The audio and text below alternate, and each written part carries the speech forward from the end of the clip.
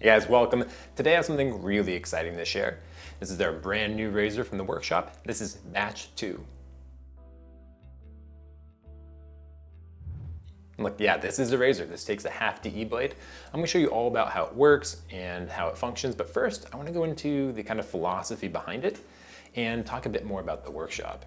The workshop is all about experimentation, and probably no other idea embodies that spirit of experimentation more than batch 2. I mean, look at this thing. It looks nothing like any other razor before or since.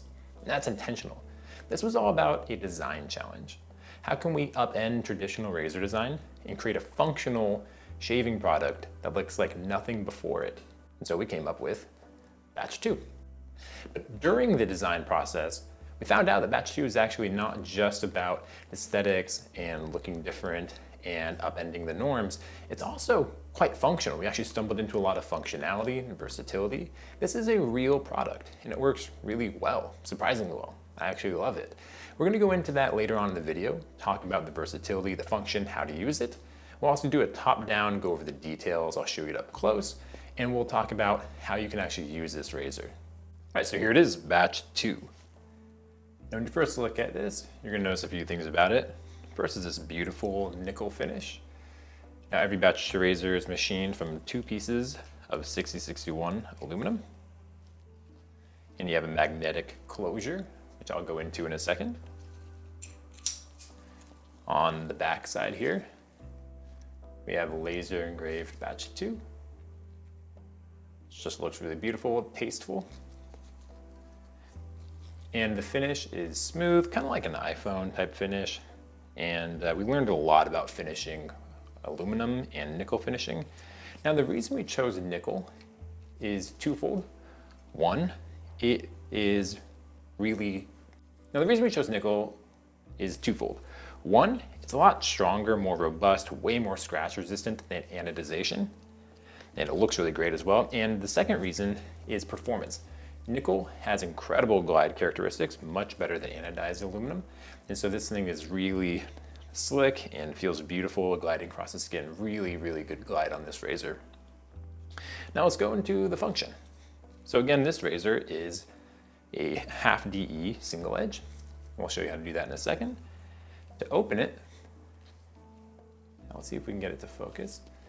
There is this button here on the underside of batch 2. And that button just correlates to the top cap. And you'll see the top cap has 2 strong neodymium magnets. And those go to reciprocal magnets here on the handle, or base plate as it were. And when you put it together. So let's first show you how to take this thing apart. Now I want you to pay attention to this because I know a lot of you guys are not going to follow these directions and you're going to get frustrated. So pay attention to these directions and do it the way I'm going to show you, please, because I think you'll be a lot happier if you just do it this way instead of trying some other way. These magnets are strong. If you try to come in with your finger and just press here, you're going to have poor results. So the best way to do it is to grab the razor like this, kind of like put a finger through it, and put your thumb up like that. And then you just push. You'll see it start to separate, and your other hand comes up like this. Do not just try to pull on this. It doesn't really go anywhere, and when you finally do, it's just gonna come like flying out uncontrolled. So use the little button at the bottom, press your thumb up into it. Easy as that. It's meant to be super strong because you don't want the top cap coming off, and you want the blade to be seated nice and rigidly. So now the razor is disassembled, we'll show you how to put it together. So we have our DE blade, regular DE blade. First thing you want to do is just break this in the package. So you fold it over, get that snap, and now we have our 2 half blades. When you snap a DE blade in half, one edge always kind of curls over. So when you assemble the batch 2, you'll notice that there are these cutouts here. Those cutouts are for the blade tabs to curl into. So you need to take the blade and put it with those curls facing down. And you slide it forward until it aligns on these posts at the front for a really precise, secure fit. And then the top cap comes in. The top cap is aligned using this bar in the back here, and it falls into this slot. You put that slot in first like this, and drop it in. And now your batch 2 is ready to go. To unload, again, repeat the process we showed you earlier. Thumb pushes up, and we grab it. Now the blade sometimes will come out on the base plate. Sometimes it'll come on the top cap with those magnets. On the top cap, it's really simple to get the blade off because there's nothing holding the blade back this direction. So you just go through the tabs, slide it forward. Now when you put the razor together, you always want to put it on the base plate first. The base plate is what aligns the blade, so you want to use this orientation. Do not put it on the top cap first. You won't be able to assemble the razor very well, or at all.